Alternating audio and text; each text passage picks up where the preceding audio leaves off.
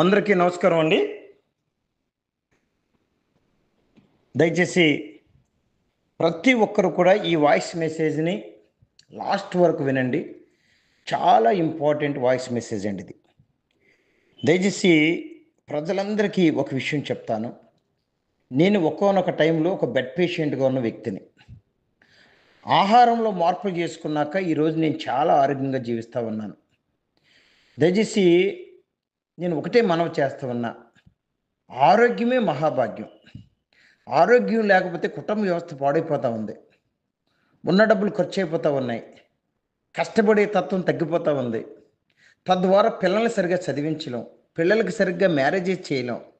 ఏదైనా కుటుంబ వ్యవస్థ మొత్తం పాడైపోతూ ఉంది ఈ అనారోగ్యాల కారణాల వల్ల.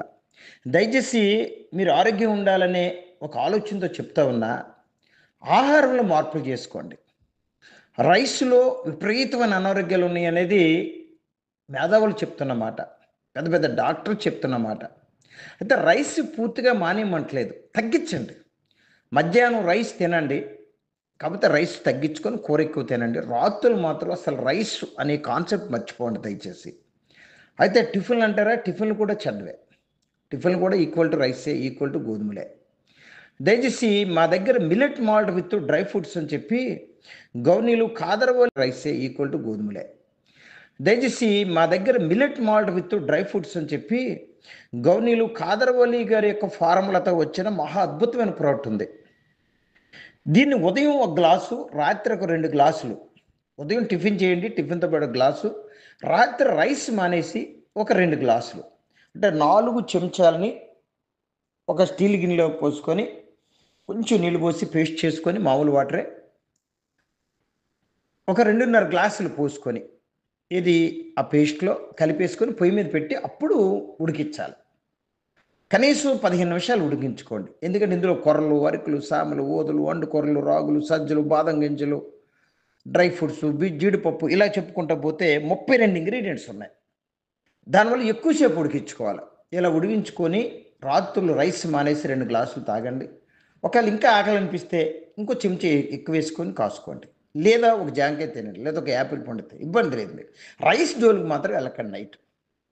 ఈ విధంగా వాడుకుంటే మీకు హాస్పిటలైజేషన్ ఖర్చు తగ్గిపోద్ది.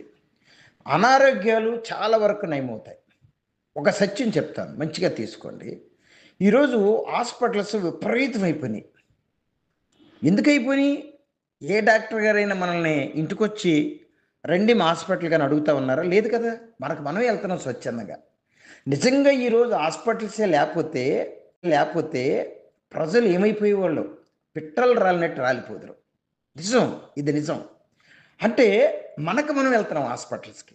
ఎందుకు వెళ్తున్నాం? మనకున్న బాధను బట్టి. మనకి ఎందుకు బాధలు వస్తున్నాయి? మన ఆహారంలో చెడ్డ ఉంది ఇక్కడ. ఈ వైట్ రైస్ కానీ, బయట తినే ఆహారాలు కానీ మనకు అనారోగ్యాన్ని కలుగు చేస్తూ ఉన్నాయి. మన అమ్మమ్మ నాన్నమ్మలు ఎందుకంత ఆరోగ్యంగా ఉన్నారు? ఆరోగ్యకరమైన ఆహారం తిన్నారు వాళ్ళు. ఈ కొర్రలు, అరకులు, సామలు, ఊదులు, అండు కూరలు, ముడి బియ్యం అయ్యే కదా ఆరోగ్యంగా ఉన్నారు. మనం అనారోగ్యమైన ఆహారం తింటున్నాం. అంటే విపరీతమైన వైట్ రైస్ అనేది అనారోగ్యానికి సాదృశ్యం. అది దాంతో విపరీతంగా అనారోగ్యాలు వస్తున్నాయి. హాస్పిటల్కి వెళ్ళిపోతా ఉన్నాం. దయచేసి హాస్పిటల్ శాతం తగ్గాలి. మంది పూర్తిగా వెళ్ళవలసిన అవసరం ఉండదని నేను అంటలా.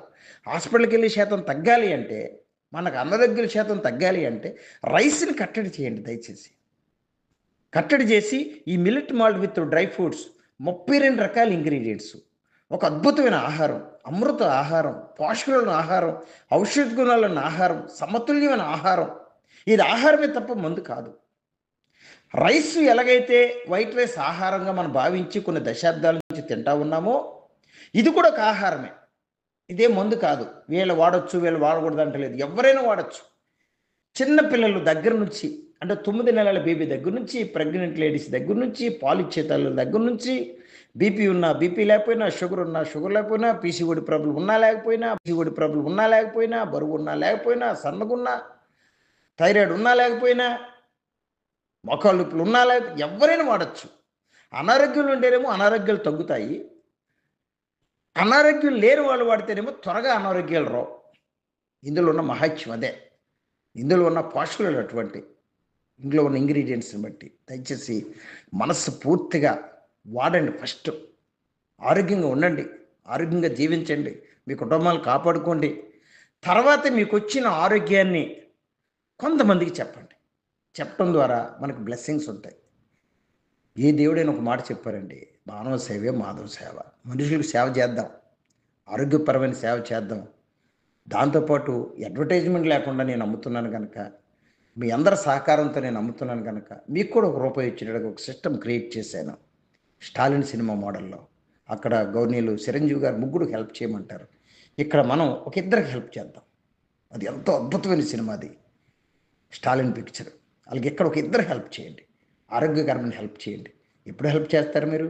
మీకు ఆరోగ్యం వచ్చాకే హెల్ప్ చేయాలి. ఏ హెల్ప్? ఆరోగ్యకరమైన హెల్ప్. ఇది వాడండి, నాకు బాగుంది, మీకు బాగుందని చెప్పండి, అదే హెల్ప్. అయితే ఎప్పుడు మీకు ఆరోగ్యం వస్తుంది? 4 ప్యాకెట్లు కొనుక్కోండి, 1600 రూపాయలు పెట్టి కొనుక్కోవాలి. కొనుక్కోండి, వాడుకోండి.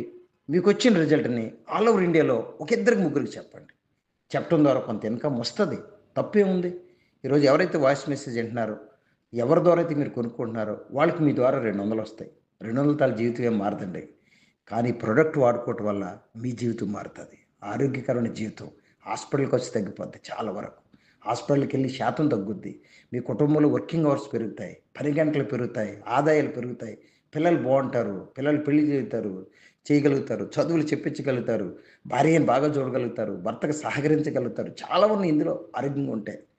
దయచేసి ఇంకా చెప్పాలంటే చాలా సబ్జెక్ట్ ఉంది.